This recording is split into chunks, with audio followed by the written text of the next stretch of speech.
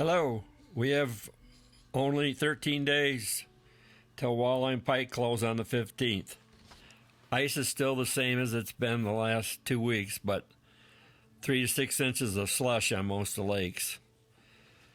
Fish are starting to bite again, and tomorrow the moon is just right for the next 5 days to catch fish.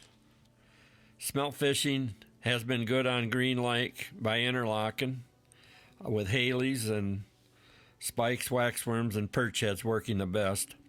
Otsego Lake, they're starting to bite, and lots of sturgeon are being spotted.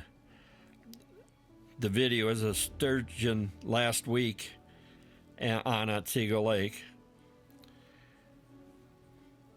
Burt, mullet, black have been good. Cadillac, Lake City, Houghton Lake, and Higgins Lake have been good. And the ice is anywhere from 7 to 10 inches. And the fish are starting to bite a lot better. Portage Lake has been good for perch, but the shoreline is breaking up and it's hard to get out on the lake. Bear Lake by Bear Lake has been fair for pike and walleye. Around Traverse, spider and abuse has been okay on crappie and gills and a few pike.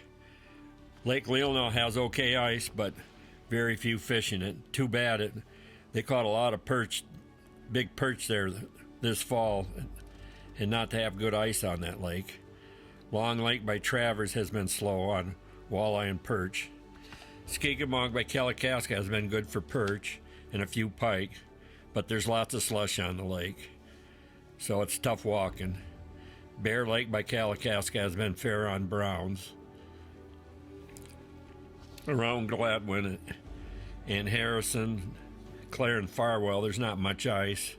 Some say, 3 to 4 inches, so, and the shoreline's breaking up, so you have to be careful.